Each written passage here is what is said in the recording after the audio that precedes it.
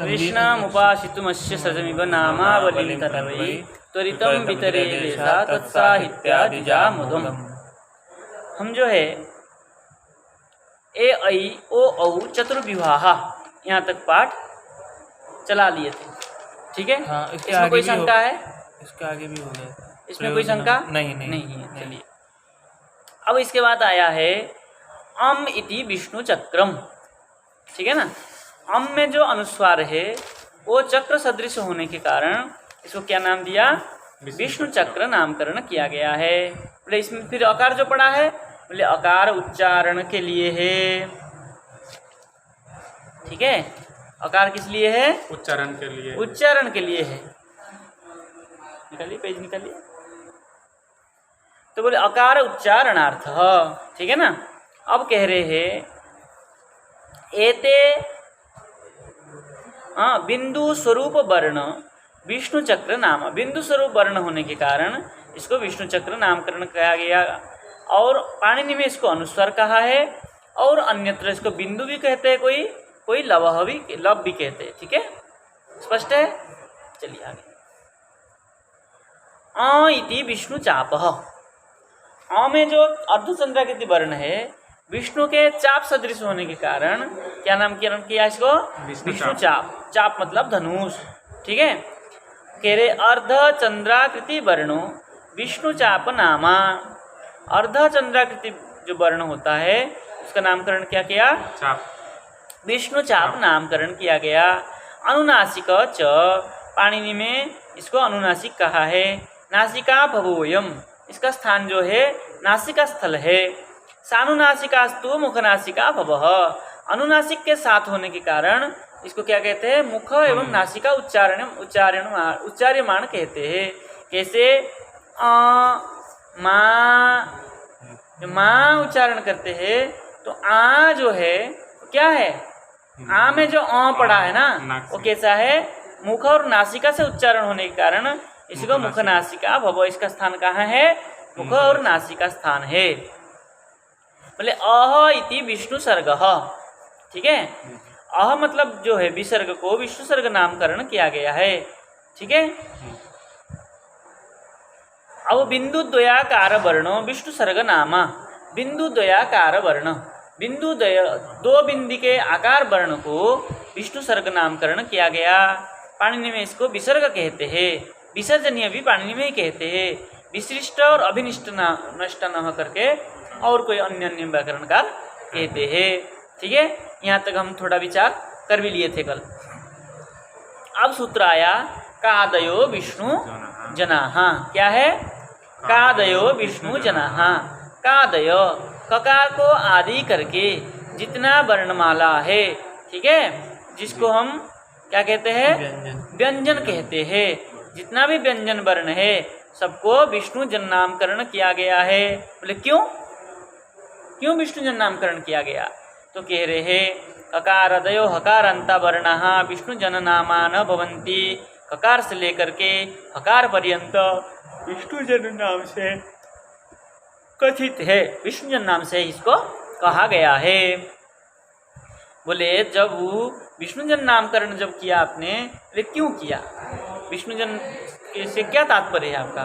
बोले जैसे विष्णु हो सर्वव्यापकतया, विष्णु जो है सर्वत्र व्यापक है, विभु स्वरूप है। सर्वव्यापकतया सर्वेश्वरस्य जना इव, सर्वेश्वर स्वरूप होकर के जना इव, जन की क्या कहते हैं? मनुष्य में, ठीक है ना। ईश्वर क्या है? हृदय से अर्जुन तिष्ठति, है ना। और कह रहे भगवान कह रहे हैं मैं सर्वत्र, हे अर्जुन, सर्वजनानां हृदय से तिष्ठामि, मैं जो है सर्वत्र सब प्राणियों में हृदय देश में जो आत्मा है उस आत्मा में परमात्मा स्वरूप में विराजमान हूँ, ठीक है ना। तो ऐसे ही क्या है? तस्यादिना इत्यर्थ, जना इव तस्यादिना इत्यर्थ। जन जो है, मनुष्य जो है, कौन है? वैष्णव जो है, विष्णु के जो जन है, विष्णु के जो मानने वाले हैं, विष्णु के जो अंश है, माने ना माने अंश तो है ही है। भगवान विष्णु को चाहे माने चाहे ना माने, है तो उन्हीं का ही अंश है ना। तो जब जब आत्मा सब प्राणी उनका ही अंश है तो सब प्राणियों में जो आत्मा है उस आत्मा में परमात्मा बैठे है कि नहीं बैठे है। जैसे सकल आत्मा में परमात्मा स्वरूप विराजमान है, ऐसे ही विष्णु जन करके जो हमने व्यंजन वर्णों को उच्चारण किया है, सर्वेश्वर जो भगवान ईश्वर है, सर्व सकल जगत का जो ईश्वर है सर्वेश्वर, वो कैसे बैठे है, सकल प्राणी में सकल संसार में ओतप्रोत है, विराजमान है।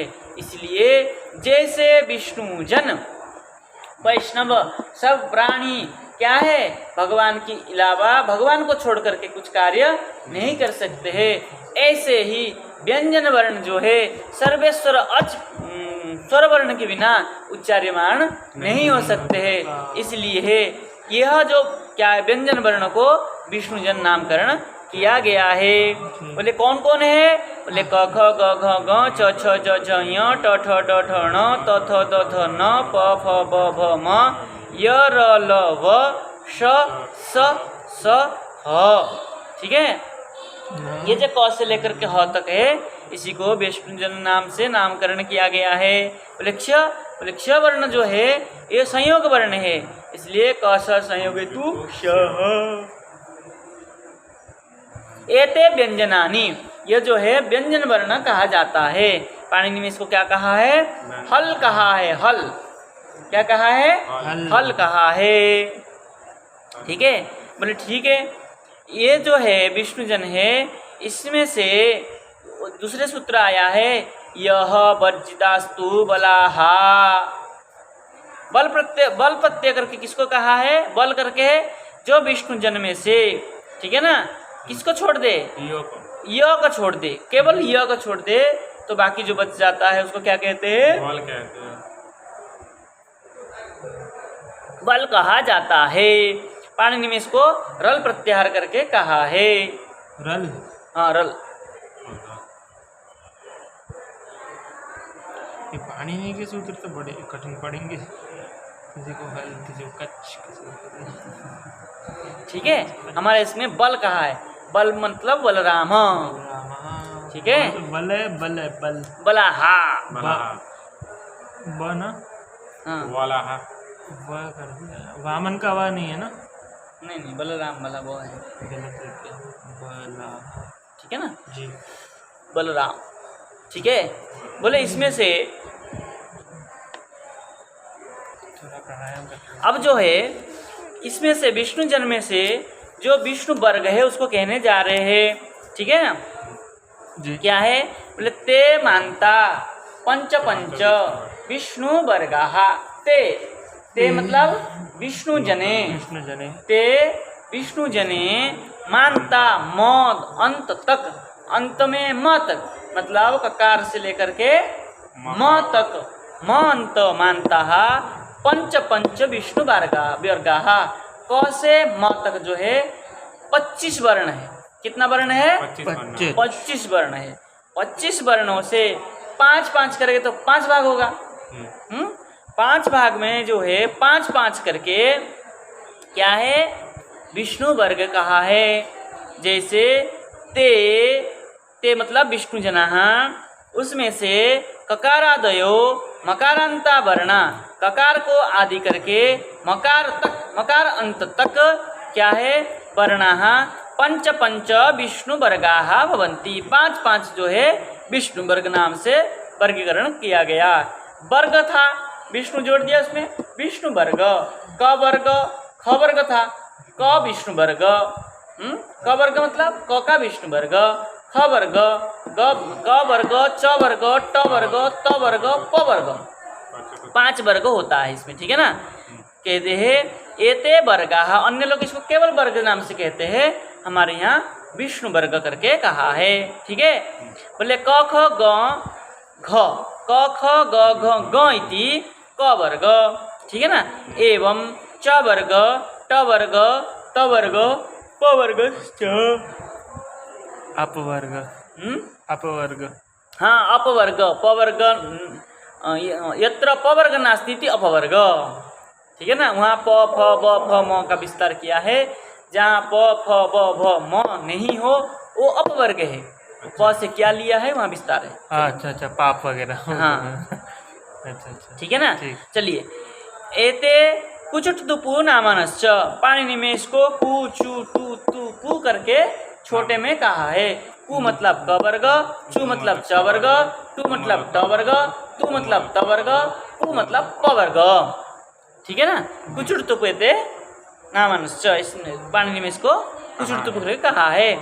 एते स्पर्शातु सर्व एव, ये सब जो है क से म तक स्पर्श वर्ण है। और क्या है, लघु सिद्धांत में कहा है कादयो मावसाना स्पर्शा, क से लेकर के म तक स्पर्श वर्ण है, वहां भी ऐसा कहा है। इसी में से ही, ठीक है ना, किसमें से, विष्णु वर्ग में से य वर्जिता, य को छोड़ दे तो क्या हो जाएगा, विष्णु गण। ठीक है, विष्णु गण, विष्णु के वर्ग में से य को छोड़ दे तो क्या क्या बचेगा, विष्णु गणा को छोड़ के हाँ। यह है ना है य इसके इनके उच्चारण मुझे वो बताइए, इनका अलग अलग उच्चारण। ग और य, ग, हाँ ग, ग, और ये य, ये किस वाले में, का च छ ज झ य, छ ज झ य। ठीक है ना। देखिए, ठीक य को छोड़ के विष्णुगण है, तो य को छोड़ के कौन कौन आएगा, क ख ग घ ग, च छ ज झ, ट ठ ड ढ ण, त थ द ध न, प फ ब भ म। ये जो 24 अक्षर है इसको क्या कहते हैं, विष्णुगण, विष्णुगण कहा जाता है। मय च, पाणिनि में इसको मय प्रत्याहार करके कहा है। तत्र समान वर्ग सवर्ग उच्यते, वहाँ पर समान वर्ग सवर्ग, ठीक है ना, क वर्ग च वर्ग च वर्ग ट वर्ग त वर्ग प वर्ग, ये जो है समान वर्ग भी कहा है। कोई सवर्ग भी कहा है और कोई सवर्ण भी कहा है इसको, ठीक है ना। समान वर्ण होने से सवर्ण भी कहा है। यह की शक्ति अधिक है क्या, हाँ,